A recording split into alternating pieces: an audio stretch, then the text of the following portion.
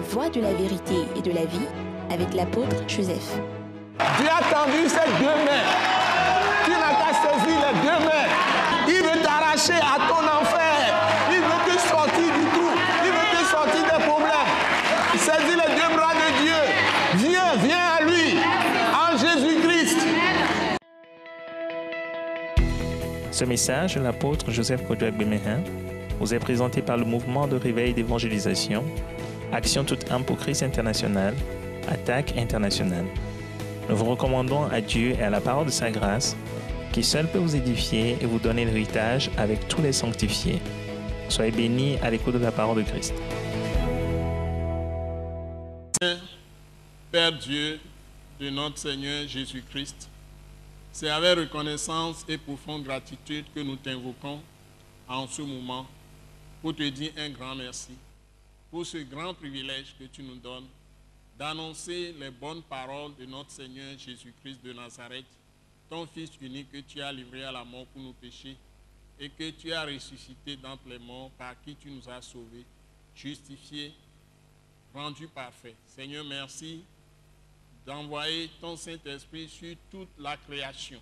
Partout où nous sommes suivis en ce moment, que ton Saint-Esprit soit sur toutes les personnes qui nous suivent, les remplisse pleinement et leur ouvre les yeux spirituels de la conscience et de l'intelligence pour saisir tout ce que nous allons transmettre par ta grâce. Que ton nom glorieux soit magnifié partout. Tu opères des changements dans des vies.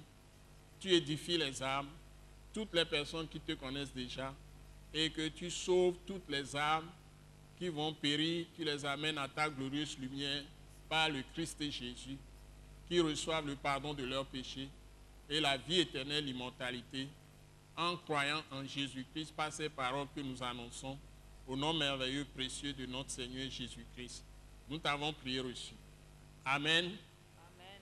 Nous vous bénissons dans le Seigneur Jésus-Christ pour vous donner encore de puissantes paroles de Dieu, de bonnes paroles de l'évangile de notre Seigneur Jésus-Christ. Nous passons directement dans le texte de ce jour. Nous sommes dans Tite chapitre 3, le livre de Tite chapitre 3, du verset 1 à 3, puis du verset 4 au verset 7. Donc nous répétons le passage de ce message.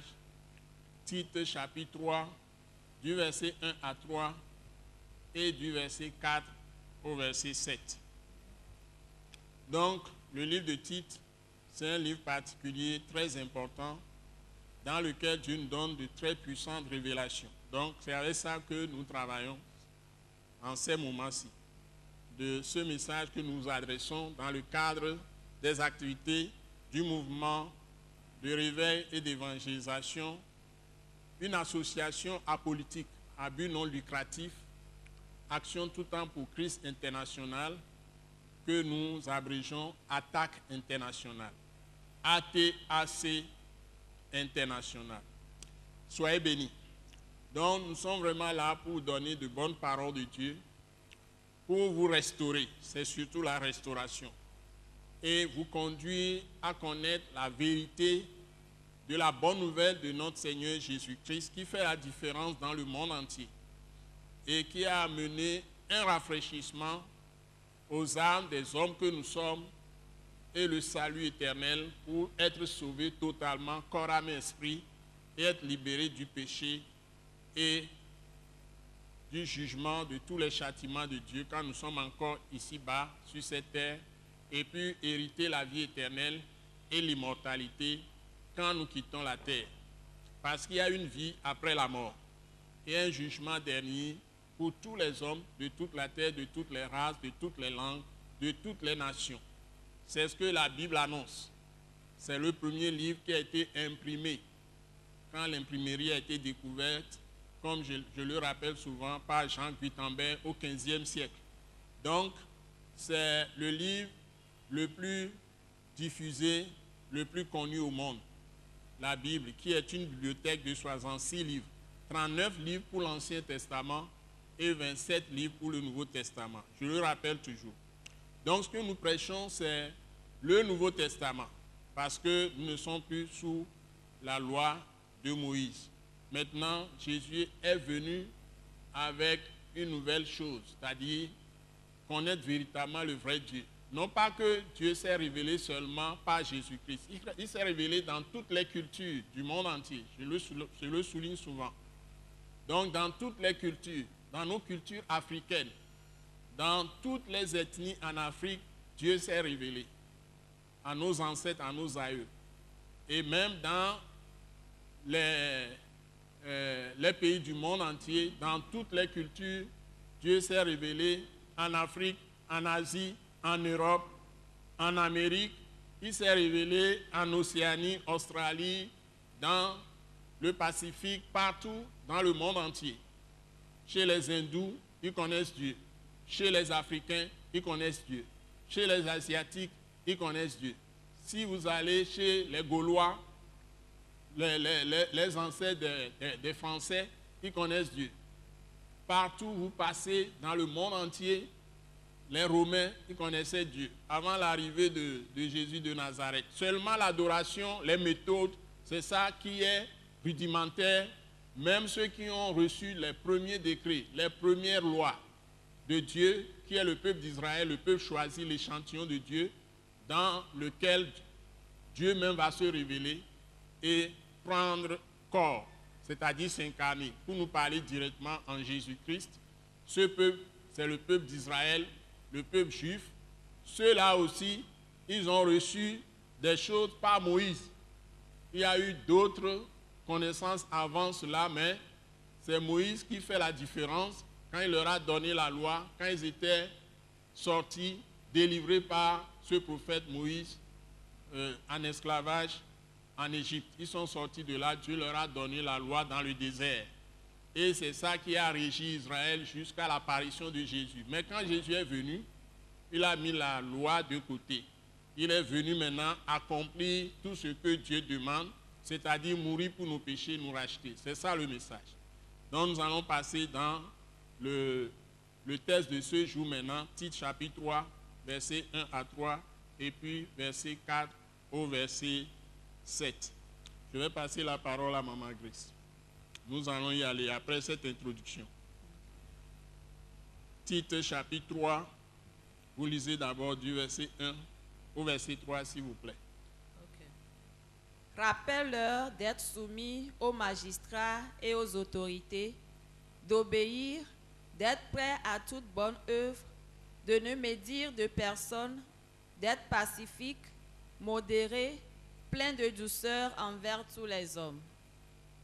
Car nous aussi, nous étions autrefois insensés, désobéissants, égarés, asservis à toute espèce de convoitise et de volupté, vivant dans la méchanceté et dans l'envie, dignes d'être haïs et nous haïssant les uns les autres.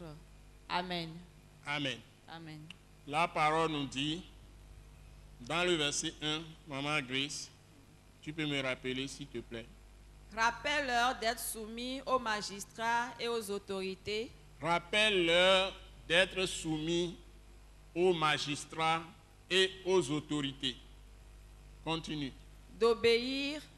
D'obéir. D'être prêt à toute bonne œuvre. D'être prêt à toute bonne œuvre. Donc ça fait déjà 3 choses, ou même 4. Rappelle-leur d'être soumis. Ça y est, tous les saints, tous ceux qui ont accepté Jésus par la foi, qui sont sauvés en acceptant Jésus par la foi, ils sont lavés par le sang de Jésus, délivrés du péché, non seulement pardonnés, délivrés de toutes les malédictions, délivrés de toutes les pressions de la puissance des ténèbres, c'est-à-dire du diable, de Satan, et les démons n'ont plus de puissance sur ceux qui sont en Jésus-Christ. Véritablement, c'est ça la vérité. Ils ont été lavés par le sang de Jésus et purifiés par le sang de Jésus. Non seulement purifiés, mais mis à part, c'est-à-dire sanctifiés par le sang de Jésus. En plus de ça, ils ont été justifiés parce que le Saint-Esprit, l'Esprit de Dieu vient en eux et leur donne exactement la nature de Dieu, la vie de Dieu.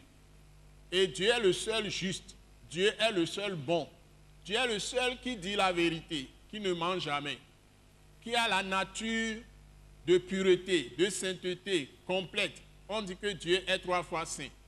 Et ce Dieu-là s'est révélé en Jésus-Christ. Donc, quand il vient en nous, c'est sa vie maintenant qui est répandue en nous par le Saint-Esprit. Donc, les gens qui sont sauvés, malgré le fait qu'ils connaissent ce grand Dieu, le Tout-Puissant, que Jésus leur a donné comme Père, nous l'appelons Père Céleste, parce qu'il nous a aimés le premier. Il s'est mis dans un corps physique pour se révéler. Il a pris le nom de Fils de Dieu. Pourtant, il est complètement Dieu parfait. Le Dieu d'éternité qui a tout créé, qui n'a ni commencement ni fin, a pris le corps d'un homme. Et il prend le nom lui-même de Fils de Dieu. Ça veut dire qu'il a la même nature que le Dieu invisible. Et c'est sa manifestation, son reflet, son image, sa ressemblance. Sa personne, son reflet, son apparition en personne. Ce Jésus de Nazareth. Et la mission, c'était pour donner sa vie, pour nous racheter du péché, nous libérer du péché et nous donner la vie éternelle. Et une nouvelle vie par sa présence en nous. Il est esprit par sa présence en nous maintenant. Quand Jésus a été mis à mort, il est ressuscité d'entre les morts. La Bible dit qu'il a été ressuscité par le Saint-Esprit, Dieu Esprit, qui l'a ramené encore parfaitement à la vie. Maintenant, il est revêtu de corps céleste et il peut apparaître, manger avec vous, parler avec vous, mais disparaître encore. Et j'ai vu moi-même le Christ Jésus en personne. Les apôtres, Dieu leur fait cette grâce. On ne sort pas apôtre comme ça. C'est quand Dieu te visite véritablement. Jésus vient encore pour enseigner des hommes sur cette terre. Parfois, il apparaît à des gens simples même et leur parle directement dans leur sommeil. Ou bien, à l'état de veille, tu peux avoir cette vision glorieuse. Et ta vie sera totalement transformée. J'ai fait cette expérience à 2 ou 3 reprises au moins dans ma vie. Donc, le Seigneur Jésus est vivant. Il est ressuscité. Donc, s'il est en nous, pourtant, il est le roi des rois, le Seigneur des seigneurs. Il est le président des présidents. Mais la Bible nous dit, il est le juge des juges. C'est lui qui suscite les juges dans les nations. Et la Bible nous dit ici de nous soumettre aux magistrats, c'est-à-dire aux juges, de nous soumettre à tout le corps judiciaire, à tout le corps de justice dans le pays. Mais le premier magistrat, c'est le président de la République, ou le roi, ou la reine dans un pays. Comme en Grande-Bretagne, c'est la reine Élisabeth. Donc, si vous êtes dans un pays où il y a un président, il y a un premier ministre, il y a des ministres, il y a la justice, qui est aussi, normalement, dans les pays démocratiques indépendants, qui doit rendre une justice vraie. Donc, tout ce monde-là, Dieu dit, il les a établis pour maintenir l'ordre, pour punir les malfaiteurs. Et pour exécuter leurs ordres, il y a les forces de l'ordre, c'est-à-dire il y a des militaires d'abord, passant par les maréchaux, ceux qui sont, on les appelle maréchal ou maréchal. Il y en a qui sont des généraux, il y a des colonels, lieutenants-colonels, c'est-à-dire ce que moi je connais un peu dans nos milieux, lieutenants-colonels, il y a les capitaines, il y a les commandants, il y a les lieutenants, il y a les sous-lieutenants, etc., caporal-chef, etc., en descendant jusqu'aux soldats simples. Et tout ce monde, depuis le simple soldat ou le policier, ça c'est les forces de sécurité, ou les gendarmes. Il y a aussi les généraux, etc., jusqu'à arriver au niveau de, quand on prend les gendarmes, au niveau de simples gendarmes. La même chose pour les policiers. Là, vous avez les commissaires principaux, les commissaires, etc., il y a plusieurs rangs, ou les commissaires de division, etc. Et vous arrivez jusqu'aux simples gardiens de la paix, qui sont les policiers que nous voyons dans la rue. Mais derrière tout cela, les autorités supérieures sont là-bas, sont derrière eux, c'est-à-dire le président de la République, le premier ministre, et tout le reste sont derrière eux. Donc, si un policier qui voit un grand titan, un grand camion dans la rue, et qu'il lève la main de s'arrêter, si le policier ne s'arrête pas, le policier a violé,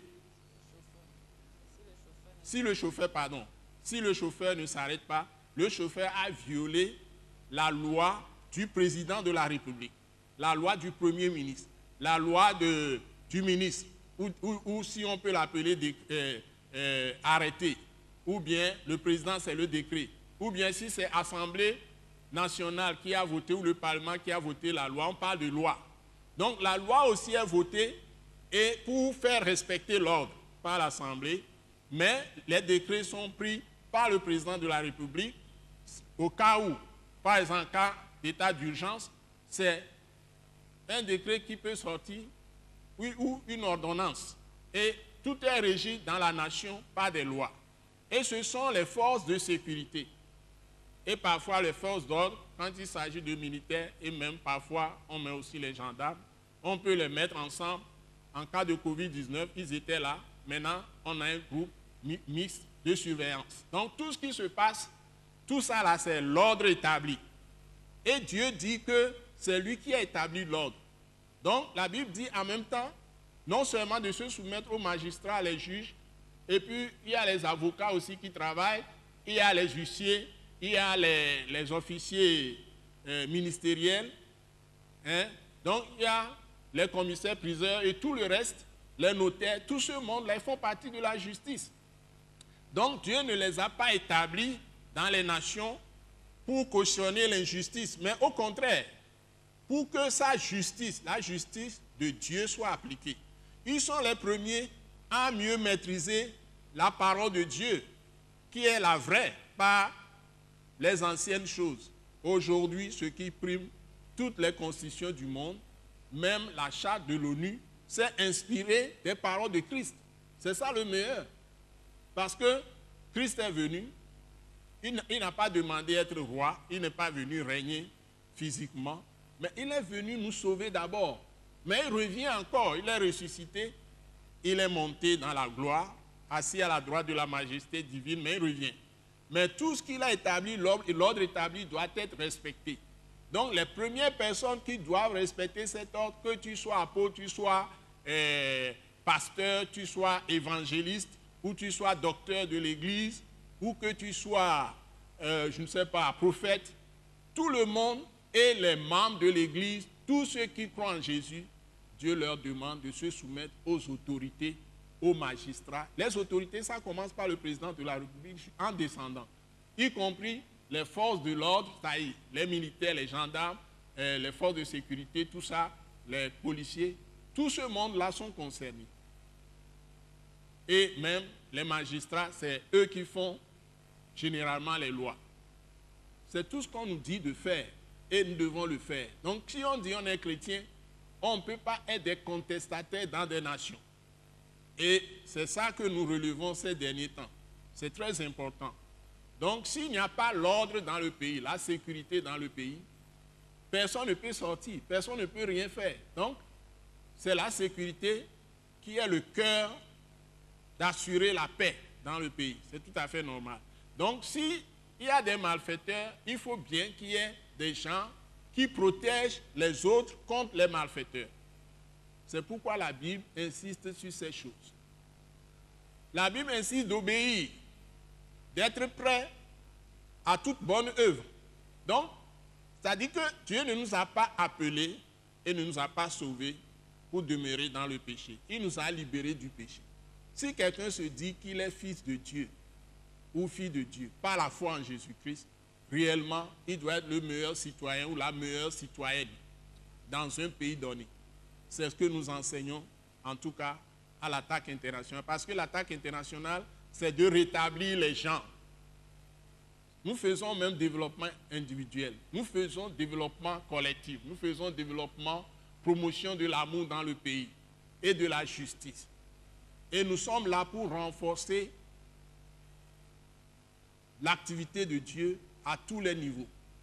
Non pas par la bouche, mais par la pratique. Moi-même, j'ai évolué ici même au Togo, dans la capitale, depuis jeunesse. Ça fait plus de 60 ans que je suis ici. Je connais tout ce qui se passe, toute l'histoire de ce pays. J'ai traversé beaucoup de choses, les choses essentielles.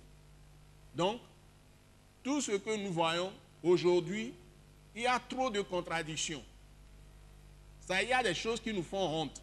Lorsque des gens de l'église se lèvent et ils vont à l'église, mais ils ne pratiquent rien qui concerne une bonne vie, en dehors des calomnies, en dehors des médisances. C'est souligné aussi dans les textes que nous avons vus. La Bible nous dit de ne pas inventer des histoires pour diffamer les gens. Nous ne devons pas mentir sur le compte des gens pour les salir. C'est ça la calomnie.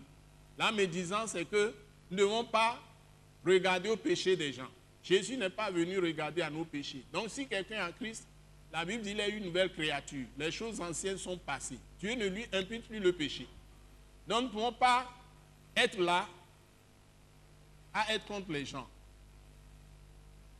Nous ne pouvons pas être contre les gens et continuer à les critiquer, à les traiter comme ce qu'ils font est mauvais.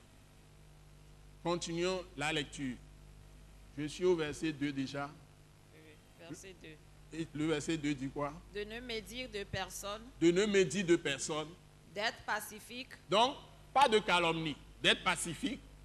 Modéré. Modéré. Plein de douceur envers tous les hommes. Envers tous les hommes, ouais. C'est ça qui doit nous caractériser. Continuons. Verset 3. Verset 3. Car nous aussi. Maintenant, pourquoi?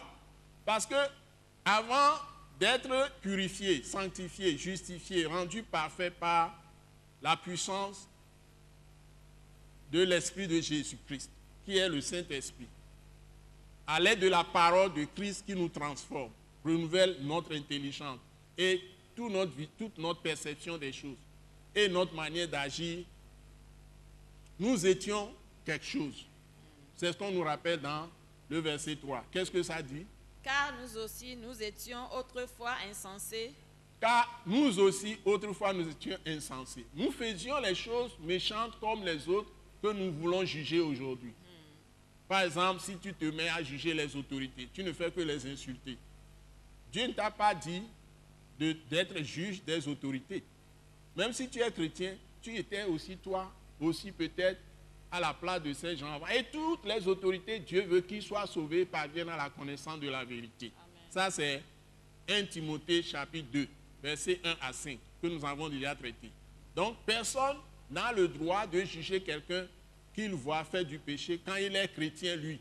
Il n'a pas à juger les gens. On n'a pas à les condamner. On n'a pas à les accuser.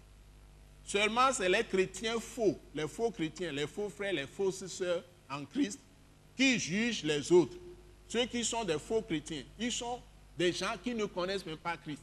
Ils sont venus dans l'église, mais ils viennent dans l'église pour infecter les églises, les détruire par des calomnies, des médisants, mentir sur le nom des gens justes pour les détruire.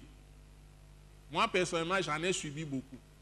Donc, les gens qui viennent, ils vous disent qu'ils croient en Jésus, mais en fait, ils sont là pour vous espionner et vous détruire. Donc, vous, les saints, les chrétiens, les rachetés du Seigneur, les enfants de Dieu, fils de Dieu ou filles de Dieu, vous devez faire attention avec qui vous devez marcher. Il y en a qui sont très méchants. Ils sont cruels même. Ils ne vous feront pas cadeau. Ils sont là pour vous détruire. Et il y a des légalistes aussi, qui sont des gens qui vont vous juger avec la loi de Moïse. Alors qu'un juge ne peut pas être jugé par la loi. Nous verrons ça plus tard. Continuons. Désobéissants. Désobéissants. Nous aussi, nous étions désobéissants avant de venir à Christ. Maintenant, si nous obéissons, c'est une grâce. C'est la grâce de Dieu qui nous donne ce privilège. Ce n'est pas la puissance du Saint-Esprit que Dieu nous a donné. C'est Dieu qui opère ça en nous. C'est Jésus-Christ qui fait ça en nous, l'Esprit de Christ. Donc, nous devons remercier Dieu. On ne doit pas se vanter. Nous ne devons pas tomber dans l'orgueil et la suffisance et la fierté. Tout ça, c'est des péchés. Continuons, s'il vous plaît. Égarés. Nous étions aussi égarés avant de connaître Christ. Maintenant, il nous a ramenés dans sa maison. Amen. Il nous a bénis. Nous qui étions des gens qui agissaient très très mal, il nous a purifiés, sanctifiés, justifiés. Il nous a donné son Saint-Esprit qui est la lumière du monde. Et Jésus-Christ est la lumière du monde. C'est l'Esprit de Christ, l'Esprit de Dieu, l'Esprit de Jésus qui nous conduit aujourd'hui. Donc nous sommes dans la lumière. Donc nous ne devons pas nous moquer des autres. Nous étions aussi égarés. Ensuite, asservis à toute espèce. Nous étions avant a servi à toute espèce de volupté. C'est ça, non? Oui, convoitise et de volupté. Convoitise et de volupté. Nous avons de mauvais désirs. Nous étions peut-être des impudiques avant. Nous nous promenions dans la prostitution, la débauche, tout ça, avec des hommes ou des femmes. Mais après, Dieu nous a lavés, purifiés. Nous ne pouvons plus faire ces choses. Nous ne le faisons plus. Amen. Même si les gens vont médire à notre compte, mentir à notre compte, nous calomnier, nous ne pouvons pas le faire. Que Dieu nous bénisse. Amen. Vous qui triomphez. Amen. Vraiment, si vous triomphez, rendez grâce à Dieu en levant les mains comme ça. Amen, Vous amen, qui êtes devant moi. Amen, amen. Rendez gloire à Dieu. Merci, Seigneur. C'est sa grâce. Merci. Ensuite, Vivant dans la méchanceté et Nous- dans l'envie. nous vivions aussi dans la méchanceté avant et dans l'envie. Mais aujourd'hui, nous avons été délivrés par la Amen. puissance du sang de Jésus et par son Amen, Saint-Esprit. Amen, amen. Continuons. Digne d'être haïs Dignes d'être haïs et nous haïssant les uns les autres. et nous haïssant les uns les autres. Amen.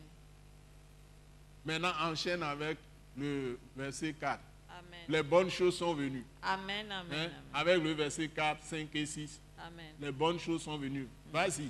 Mais lorsque la bonté de Dieu, notre Sauveur, Mais la bonté de Dieu, notre Sauveur, et son amour pour les hommes ont été manifestés, et son amour pour les hommes ont été manifestés à notre égard, il nous a sauvés. il nous a sauvés. Non, Dites Amen. Amen. Il nous a délivrés. Ça veut dire Amen. qu'il nous a délivrés de tous ses péchés. Il nous a Amen. sauvés, il nous a libérés. Merci. Il nous a donné la vie éternelle, l'immortalité, qui est la vie nouvelle. C'est ça la vie nouvelle. La vie éternelle, l'immortalité, pour toujours, nous ne perdons, nous n'allons plus perdre notre salut. Même si nous tombons dans un péché, Dieu va encore nous relever. Il va nous libérer encore. Il ne laisse jamais ceux qu'il a sauvés se perdre encore. Donc, ayez toujours de l'espérance. Ne vous dégoûtez pas quand vous tombez dans le péché. Retournez à Dieu, confessez vos péchés. Il va à nouveau vous laver par le sang de Jésus. Tant pis pour ceux qui disent qu'ils vous ont exclus de leur groupe. Ils vous ont chassé, tout ça. Eux, plutôt, ils vont aller en enfer parce que Dieu ne leur a pas dit de vous accuser, de vous chasser.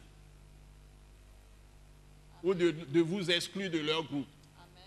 C'est les méchants qui font ça. Et ils croient que c'est eux qui sont les bons juges de Dieu. Dieu n'a établi personne juge des autres. Vous savez, il y a un homme africain, un grand homme, que je crois qu'il croyait en Dieu parce que quand il a été nommé Premier ministre, il a juré sur la Bible de la reine d'Angleterre.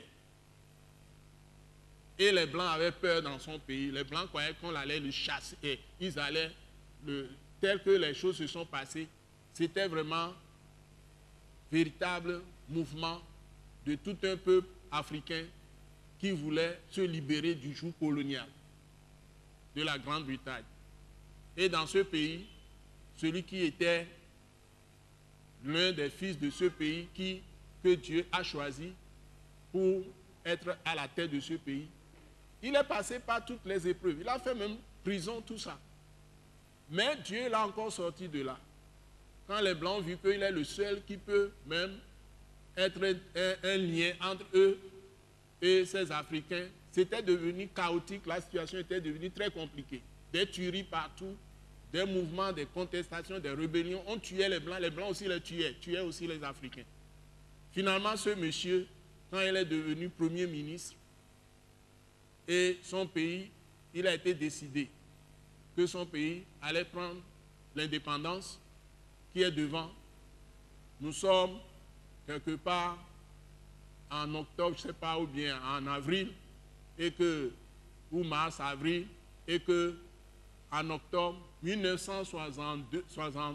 1963, je crois, qu'ils allaient prendre l'indépendance, 1963. Les Blancs avaient peur et ils voulaient tous quitter le pays. Or, si les Blancs quittent, toute l'économie va s'écrouler, du pays va s'écrouler. Et ils auront énormément de problèmes. Ça s'est passé même dans d'autres pays africains, où les gens n'ont pas été souples. Cet homme, quand il est devenu maintenant président, il a dit qu'ils vont pardonner le passé. Que tout le monde dit, je vais pardonner le passé de tout le monde. Je n'ai pas entendu vos voix. Je vais pardonner le passé de tout le monde.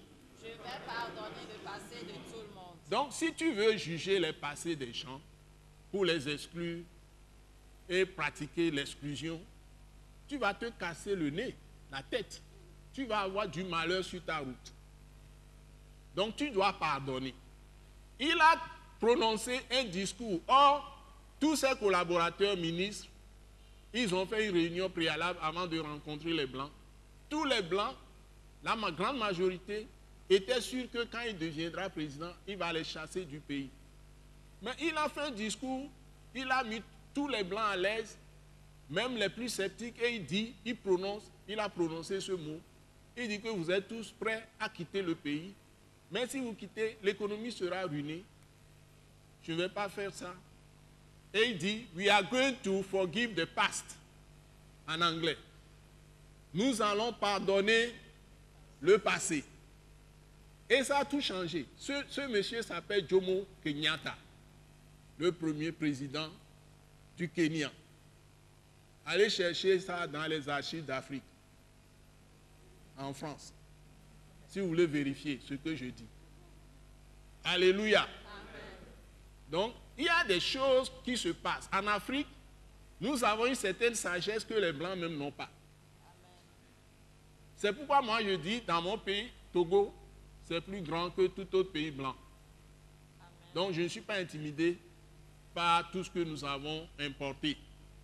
Donc nous devons être fiers de nos pays. Amen. Hein? Et on nous dit de manger local, togolais, de porter local. Je commence à pratiquer aussi. Amen. Soyez bénis. Amen.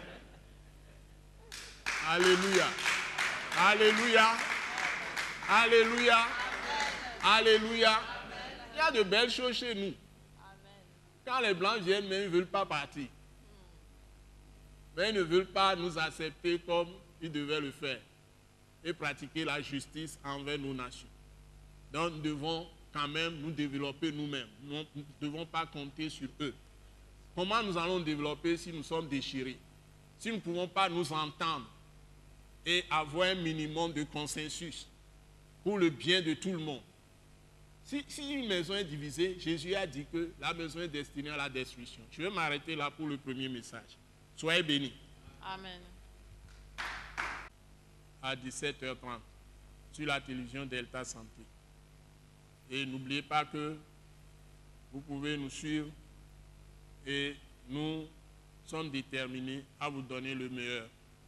Tous les dimanches à 17h30, sur Delta Santé, vous pouvez aller aussi sur notre plateforme, notre site web www.attaqueinternational.org et vous avez notre application mobile aussi que vous pouvez capter en composant Attaque Internationale et vous allez sur votre téléphone Play Store, smartphone et vous allez sur vous tapez Attaque Internationale et vous avez tout de suite notre application mobile. Vous pouvez aller sur le site et sur tout ce que nous faisons. Soyez bénis. Amen. Amen. Amen. Vous avez nos adresses aussi à l'écran. Soyez bénis. Nous croyons que vous avez été bénis et édifiés à l'écoute de ce message et vous exhortons à persévérer dans la grâce de Dieu. Pour plus d'informations et pour écouter d'autres puissants messages, merci de nous contacter au numéro indicatif 228 90 04 46 70 ou de visiter le site web atacinternational.org. Soyez bénis en Jésus-Christ.